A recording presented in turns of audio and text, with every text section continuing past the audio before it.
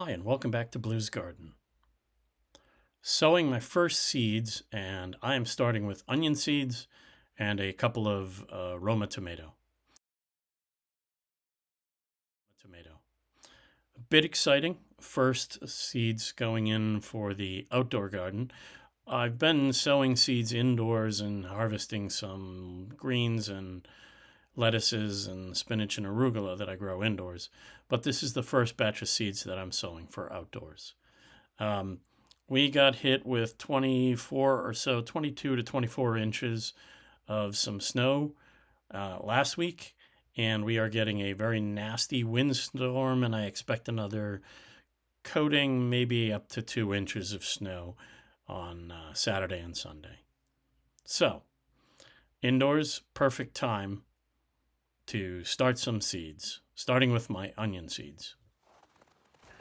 It is absolutely nasty outside, and we got 2 feet of snow, 22 to 24 inches of snow.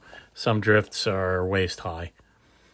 The garden is buried under all that snow. The garlic is under there somewhere in this bed right here. No idea where. And in the background, you can see the compost bins buried. The winds are obscene this weekend, and we may be getting another dusting to 2 inches, maybe 4. Depends on the winds and the storm. We shall see. It is time to head downstairs into my basement where my grow lights are. If you remember my January calendar, I am planting, starting with sowing onion seeds and a small round of Roma tomato. And now let's plant some of the onion seeds. I've got half a dozen types, some leeks, and some shallots to do, both bulbing onions and bunching onions or spring onions, and half a dozen bulbing types. First up is bunching onion, spring onion. I'm planting red beard bunching onion. I use these all the time and cook with them and dehydrate them, use them all winter long in soups and whatnot. Red beard bunching onion. Onion seeds are very tiny. They need to be planted very shallow. So I'm going to plant in each one of these 6-packs. I'm going to plant a good handful. This is not the only time I plant them. In the summer, I will plant another batch, or probably maybe 2 more. So red beard bunching onion into the 6-pack, maybe 10 in each. They're very easy to separate when I plant them. And don't forget to label. After that, Tokyo long white bunching onion. Again, spring onions. I dehydrate these guys and use them in the wintertime for cooking soups and whatnot. And then I use them fresh also. Same with the red beard bunching. Again, in the 6-pack, in each cell, 10, 12 in each cell when they grow, when it's time to transplant. It's very easy. I'll show you the process, but it's ridiculously easy to put them outside. Zabroon shallots. I'm going to put in this, it's not a 6-pack, it's actually a 4-pack.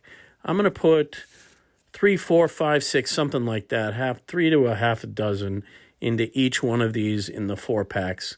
When they start out, they're easy to separate. So when I transplant the shallots outside, that'll be fairly early, and then I'll do another batch as well. Onions, like I mentioned, will go with a very light coating of something on top, and then I will mist everything on top. I will actually add some water to bottom water later on, but that is the start of these onions, bunching onions and shallots. Next up, leeks. I want them in early. I get my last frost, get these out as soon as I can work the ground. I don't care if it's not quite the average last frost date. So in this 6-pack, 3 or 4 leek seeds in each of the 6-pack. Again, label everything. A light coating on top, not very deep at all, barely covered it, and then mist everything so that it is moist. It is important to keep these seeds all wet, moist. You don't ever want them to dry out. Now, for the rest of my bulbing onion. Utah yellow sweet Spanish. In these 4x4 trays, I am going to put a good 50 or so seeds in each one of these trays. And I will show you, but it is, once you transplant them outside, easy to untangle the roots. Utah yellow sweet Spanish, I'm going to do 2 trays, about 100 or so bulbs in each. White sweet Spanish. These are a larger bulbing onion. Both of these are long day. I'm in the northern hemisphere, and long day is what I grow up here. Label them. I do 1 4x4.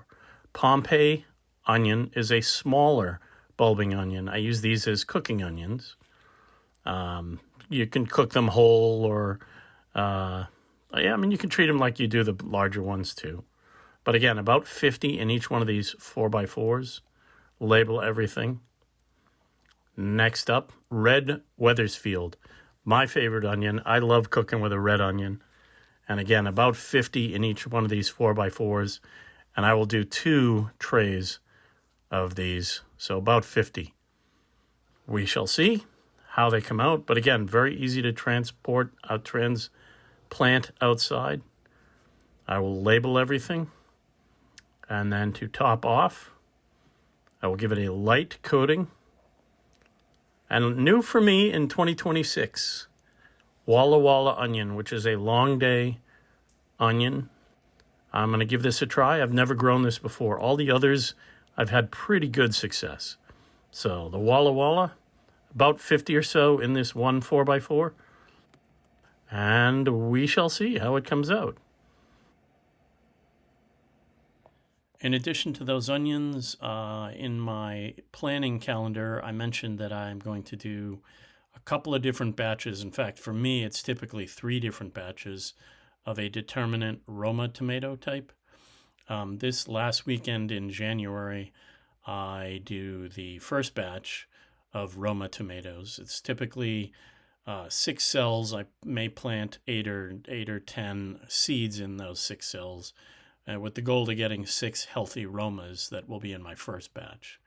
The next batch will be when I plant the rest of my paste tomatoes, and then the third batch will be sometime early summer that will get me another batch of determinate Roma type in the fall.